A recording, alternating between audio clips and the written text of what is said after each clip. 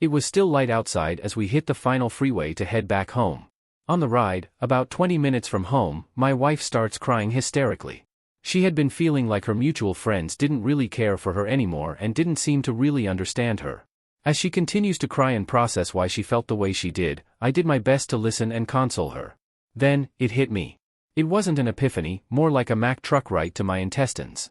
My grip tightened on the steering wheel as beads of sweat began forming on my face while my eyes started to dart to the nearest sign of an exit with a gas station or a grocery store. Anywhere where I could safely pull over. I tried not to make anything obvious as I shifted in my seat uncomfortably while my wife continued to cry. At some point, I must have winced or some other indication that I was in pain. She stopped crying and asked me if everything was all right. Nope, Satan himself was massaging my intestines, preparing my anus for a blowout sale like the doors opening at Walmart for Black Friday. I tell her that I need to stop at a gas station, white-knuckled as I stopped listening and focused all my efforts on using my sphincter as a dam to keep the shit behind it from flooding Underwear City. With the nearest exit being a mile away, I knew I was doomed. I would be shitting my pants in front of the woman I liked but I'd only spent a couple of months with. I had the choice to risk my dignity by pulling off to the side of a busy freeway or potentially risking the first true relationship I'd ever had by shitting myself in the car. Luckily for me, and you as you read this, I chose the former. I looked at my wife and told her I had to pull over now. Now? Yes, now. I flipped the hazards on, other drivers probably assuming that I had a car malfunction, and I pulled over to the other side of the road. Little did they know that the true hazard was being held in by a quickly weakening muscle. I promptly exited the car, ran as far into the field as I could get, but still unfortunately easily visible to the passing traffic, dropped tro and proceeded to pepper the landscape with what I can only assume would have to be the cause of death for a couple of species of flowers and the grass which happened to now be covered in my toxic mess. The exclamation, not the noun. I didn't remember to bring any wipeable material with me. Oh God, what do I do now? I can't go back to the car smelling of this. So I cut my losses, took my boxers off, wiped my covered ass, and then put my pants back on letting my junk float freely in the jeans. By the time I go back to the car, I assume my wife would end our relationship right there. She was gorgeous, and me being on the nerdy side, I already knew I was lucky to even be dating her. I got into the car and didn't say a word. Silence. And then laughter. She burst out laughing and said she didn't care about what happened that evening with her friends because that made it all worth it. That was the day I knew I would marry my wife. Story 2. She almost died. When her parents took her to the hospital, they found out she had cancer unrelated to the blood. We were 13 and we had been best friends since age 5. I realized that I didn't want a life without her when we all thought she was done for. I wanted to be her husband. To this day, my mom thinks I have the power of premonition, but this is what's called a self-fulfilling prophecy. I'm not psychic in any way. Obviously, I didn't marry her at age 13.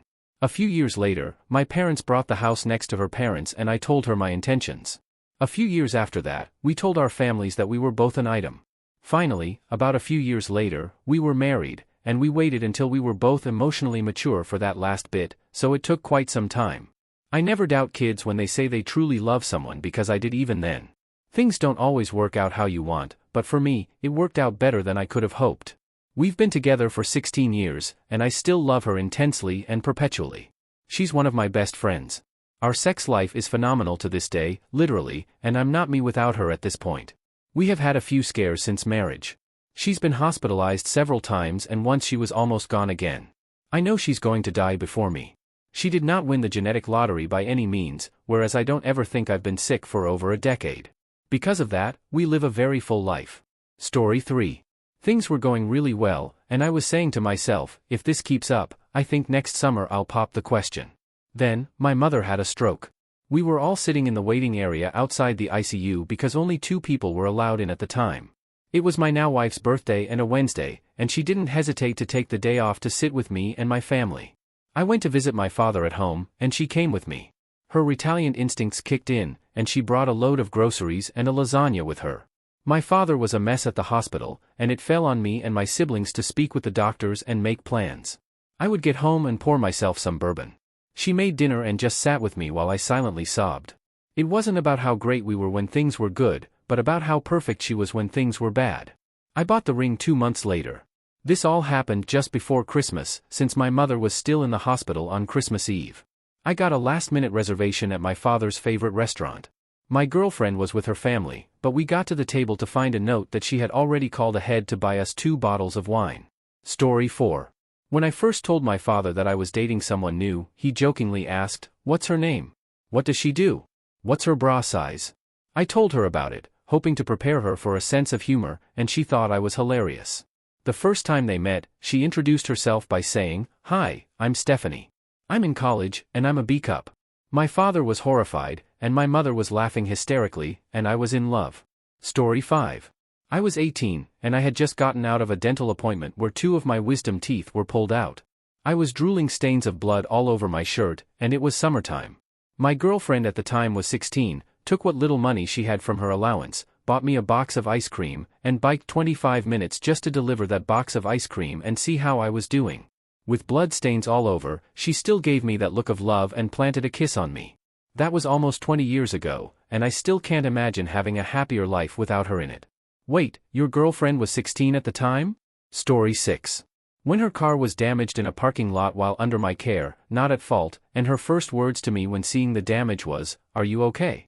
That moment when you discover the woman you're dating cares more for you than an expensive intimate object is a moment you know. Story 7. I've been married just over a week, so I've been telling the story a lot lately. We were 3 days into a month-long backpacking trip in Southeast Asia. We're staying in a seedy hotel in Bangkok, and she gets a bad case of food poisoning. It's coming out of both of her ends for 24 hours. I, of course, am now designated as her nurse. I'm refilling her water bottle, getting her soup from the restaurant outside, keeping her company, and most importantly, emptying the trash can she keeps puking into. After one trip to empty her vomit bucket, I came back into the bathroom, and she's asleep. I looked at her and thought, I'm not even bothered by this. I would do anything for her. This is the woman I'm going to marry. She's a disgusting barf fairy, but she's my disgusting barf fairy. Zero regrets. Story 8. When I was a young lad, I bought a pair of swords. Now, for some reason, I still had them, but when my now wife agreed to come over to my place, I decided to hide them in a storage closet because why would any grown man have these? So, a while down the line, she was looking for something in the said closet when I heard her say, "What the hell? Do you have swords? Why are you hiding these?" I was prepared to be mocked mercilessly when instead, she handed me one and then started swinging. It was about that time when I realized I was going to marry her. You should have shouted, "There can only be one," before beheading her. Story 9. This is from my dad. My parents met 39 years ago last Friday in a lineup for a movie. My mom's friend knew my dad from another friend and introduced them. My dad was known as a wild guy and my mom was seriously considering becoming a nun. Naturally, they started dating. A couple of months later, my mom found a lump in her breast. My dad's aunt died of breast cancer very young and it just freaked him out, I guess. My mother had the lump removed and thank God it was benign, but my dad had already rushed out and bought an engagement ring. He always claimed he knew from the moment he saw her, but a couple of glasses of wine and he'll tell you that he saw what life would be like without her. And it wasn't worth living. They never fight and they always work together. And my mom's heart still skips a beat when he comes home from work. Story 10.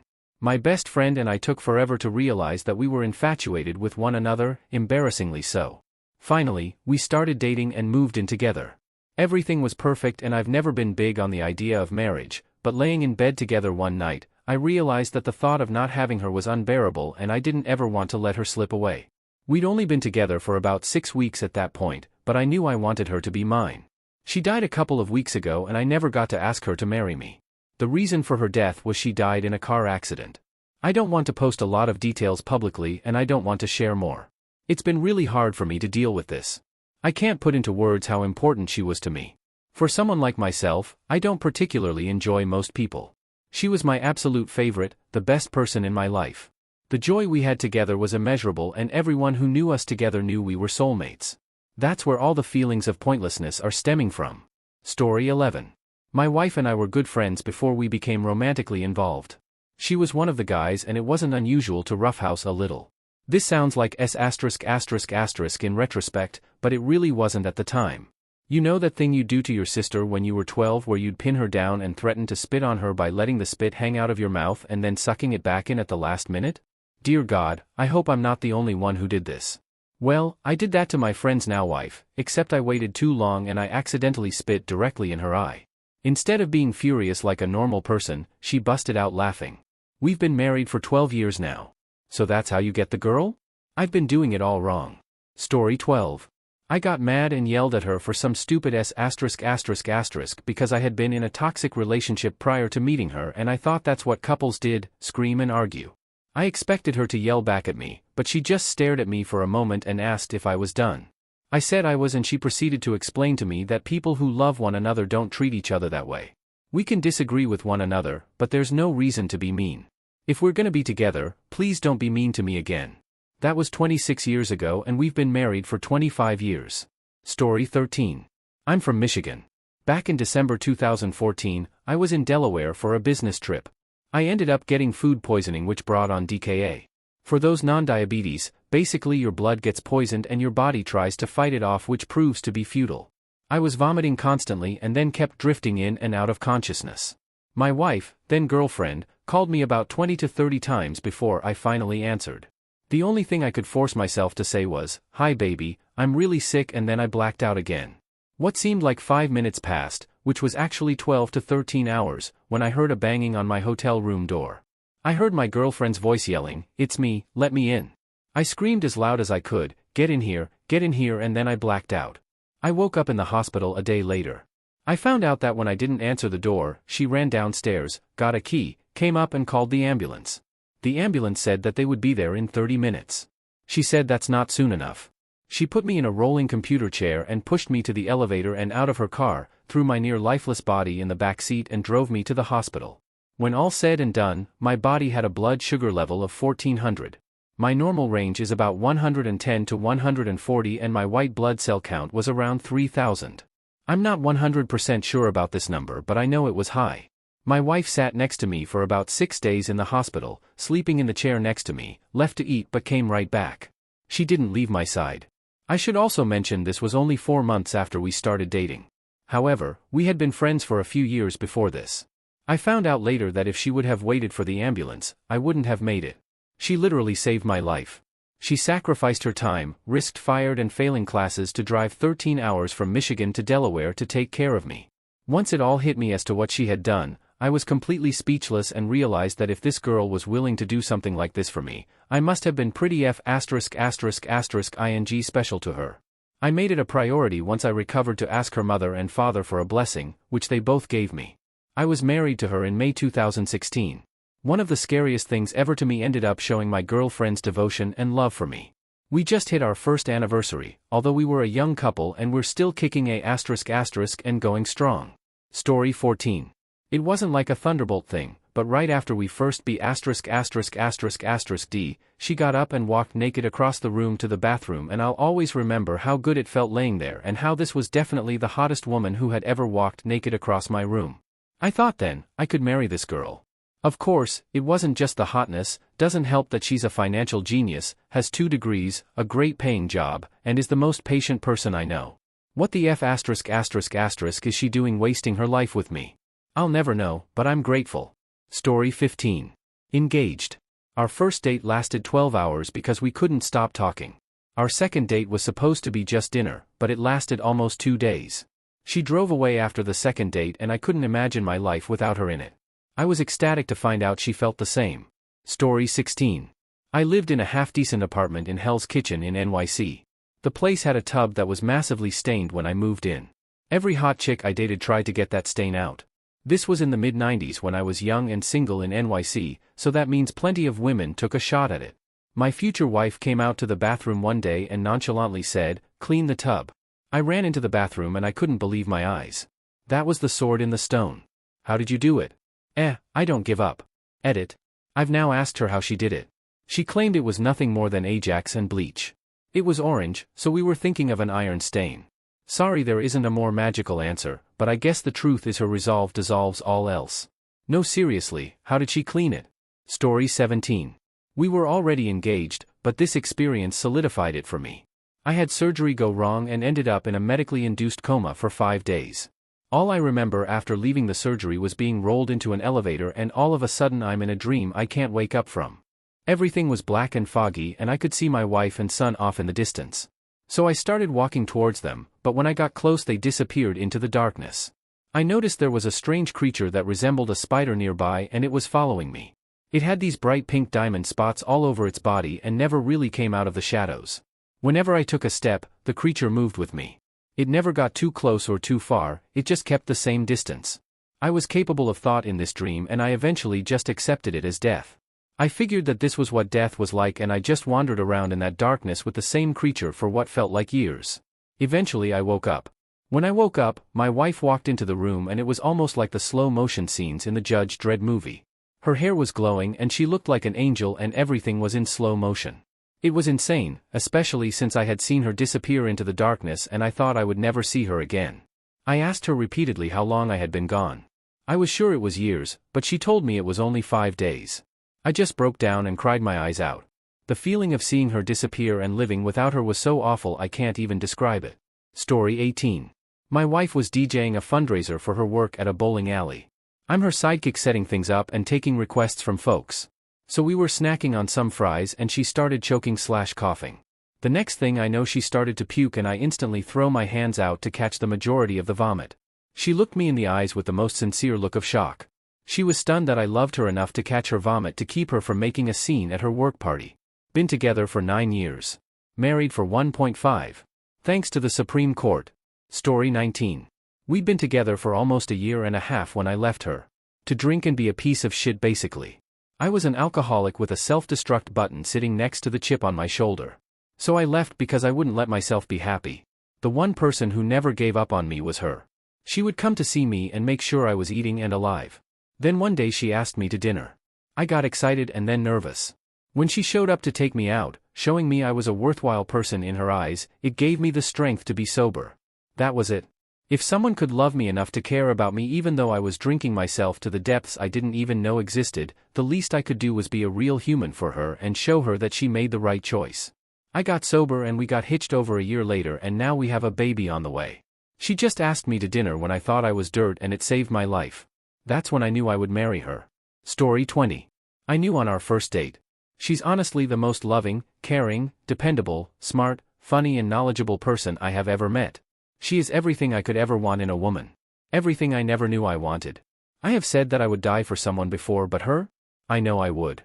Before I said it because it was something to say, something you were supposed to feel, but I would take a bullet for her with a smile on my face. There is nothing in this world that I wouldn't do to make her happy or see her smile. She's treated me better than I ever could have imagined being treated and I literally thanked God every day for her. She made me believe in love at first sight. She redefined love. I knew from the moment I turned around and looked at her at Dunkin' Donuts that I wanted to marry her. If only she felt the same. We broke up a week ago last Wednesday. It's the oddest breakup I've ever had. I've been destroyed by a woman in the past and I've had to go to therapy because of what women have done to me in the past. But with her? I'm sad that I won't be the man to marry her, but I'm so thankful to have known her and to have spent the time I did with her, and I still thank God for her. I know this pain will go away and I will be better. I'm not suicidal nor am I spinning into a depression. I am sad, I am in pain and I miss her. God, how much I miss her. But she was and still is completely and totally worth every ounce of pain, sadness, and sorrow I feel.